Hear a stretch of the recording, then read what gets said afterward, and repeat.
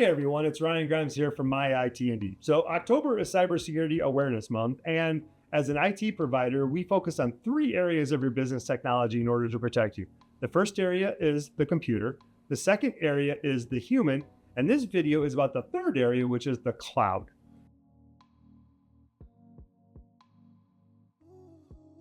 Basically, the cloud is your services sitting on a server somewhere else. That's all it means.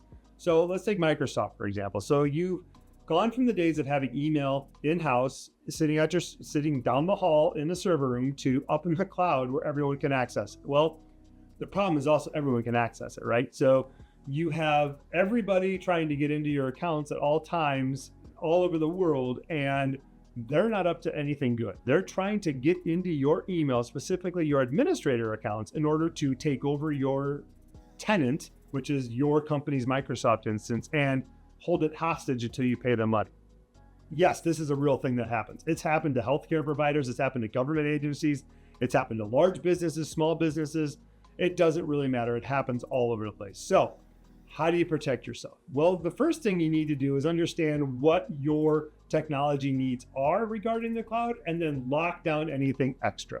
For instance, most of our clients are 100% based in the United States. So there's absolutely no need for someone in Russia or Japan or China or anywhere else to even need to be able to connect to their email. So we lock that out as a possibility. Now, sometimes it creates interesting situations where we've currently got a client on a missionary trip down in Africa, and he set up all sorts of alarms. Okay, well, communicate with your IT provider so that they understand, hey, this guy's going down to Africa. He's going to be checking in. Okay, great. We can enable the country in Africa he's in, his IP address and his login, and that's fine. We understand that's going to be there. Or we can unlock it in other ways.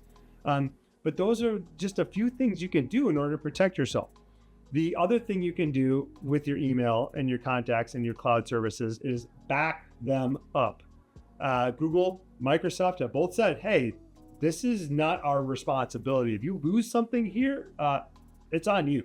So even though they may say, oh yeah, we have unlimited archiving of email or contacts or calendars or data, don't trust it. Because if that account gets compromised and that account gets breached and your data is locked up, all that backup data is locked up as well. So you need to have it over here. So every one of our clients has their data backed up in a separate location, a separate service from their main service, so that in case there is an issue with one of their accounts, they get locked out, we have the ability to make sure that their stuff is safely put somewhere else near time. So maybe they'll lose a couple hours of email, but we can restore their accounts back, and then everything's back up and running, versus getting locked out, not being able to see anything, having your accounts compromised, starting up a new email tenant, going through all the process of redoing everything, which is just awful. Like, you never want to do that in your business. So that's yet another way to protect your cloud services.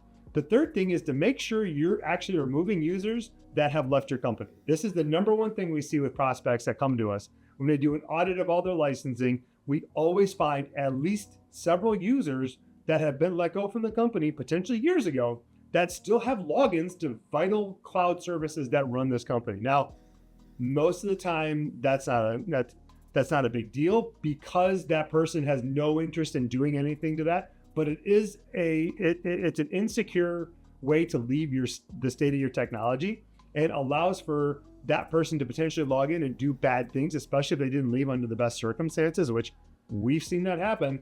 An employee was let go at a company and he was not happy. And before we were told that this was happening, he had deleted a good portion of their company data stored in the cloud. Now, because they were a managed client, we were able to put that data back and provide the logs from him deleting that data to the police. But at the end of the day, that was a thing that happened, and before we could resolve it. But the issue is that he had access to do that before we could lock him out of the account. So always work with your IT provider and let them know when you're letting people go, so that they can lock them out of systems in an appropriate manner. This is Ryan Grimes from My IT Indy, making IT safe.